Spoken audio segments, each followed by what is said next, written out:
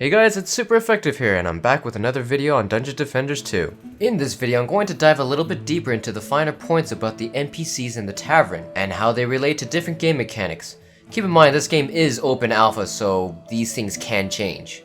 When you open up your inventory, you'll notice that there is an auto-collect checkbox at the bottom of each of your bags. Uncollected items are dumped into these marked bags whenever you ready up. However, there are some caveats you need to be aware of. For one, those items will stop being auto-collected once those auto-collect bags are full. At this point, you're going to have to collect the items one by one, or just set another auto-collect box. And once your inventory is completely full, items collected manually by you will be held by the scavenger for a couple hours. You have until the timer expires to visit the scavenger in the tavern to collect your loot, otherwise it is gone forever. The hero deck allows you to swap between 4 selected characters whenever you're in the tavern or a build phase. Now, even though you can make more than 4 characters, the hero deck forces you to carefully consider which 4 characters synergize well with your playstyle. Now keep in mind, at the time of this video, there is an open alpha survey available at the launcher. This survey is about the hero deck, and it's a good place to provide your feedback. The SAS or stat allocation system should feel familiar to anyone who's played an RPG or previous Dungeon Defender titles. For the uninitiated, every time you level up, you're rewarded with some stat points. You spend these stat points on different attributes of your character to boost their effectiveness. If you make a mistake, don't worry, you can always refund your stat points for a small in-game gold fee. Now, the topic of where you should put your stats can expand into builds, which I will cover in a future video. Be aware that at the time of this video, there are soft caps for these stats. A soft cap means that while you still can put a point in that stat, it won't be nearly as effective. In DD2's case, you'll see a moderate increase for every point that you put into a stat, but once you reach the soft cap, your increase will only go up by 1 per stat point. Now don't forget that this game is still open alpha, so these values are not final. Don't worry about it too much though, because the majority of your stats will be coming from gear that you discover and equipment that you upgrade. To upgrade your gear, visit the enchantress at the tavern, then double click or drag and drop an item into the middle slot. Next, select up to 5 additional items to place around the outside slots. Please note that these items will be sacrificed in order to power up the middle one, so I highly recommend sacrificing items that you no longer want. Just keep in mind that the more powerful the item that you're sacrificing is, the more progress you will get towards the next level. At the time of this video, upgrading will not fail, but there is a rare chance that your upgrade can have double the effect.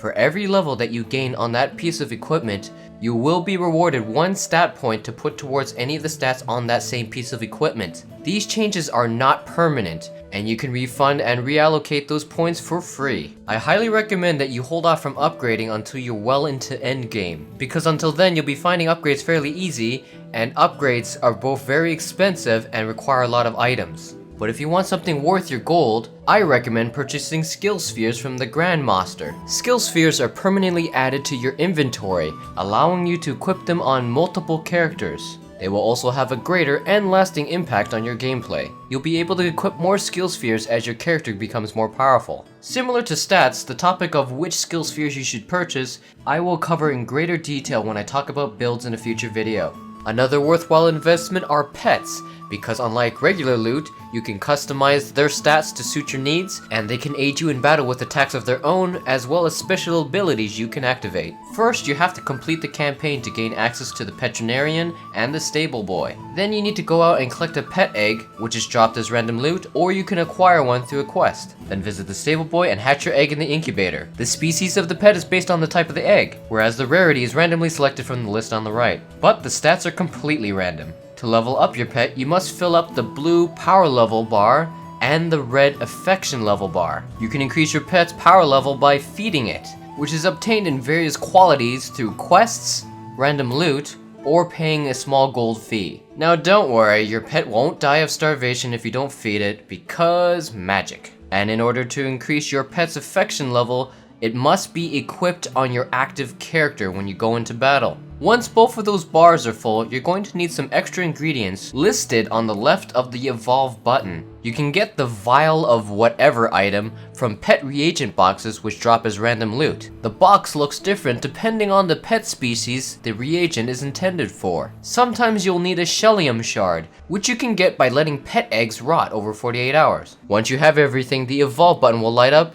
and then you just have to pay the moderate gold fee to proceed. When your pet levels up, it will get increased stats, as well as gain access to a random ability that I mentioned earlier. As far as I know, pets can be leveled up to 3 times. Now if your pet has a stat that you don't like, you can re-roll it by paying a gold fee that increases with each attempt. You also need the appropriate pet re-roll item, which is fairly rare and drops randomly. I recommend having multiple pets with different stats to accompany different builds.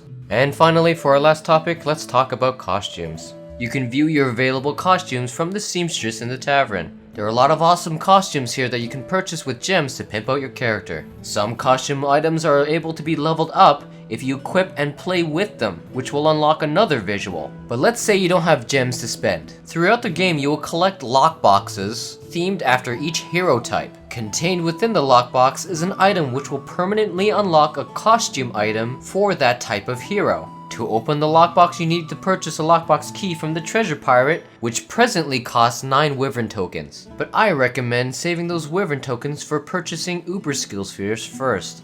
Okay guys, we covered a lot of stuff, but I still have to cover resistances, combos, and builds. Until then, I'll see you next time.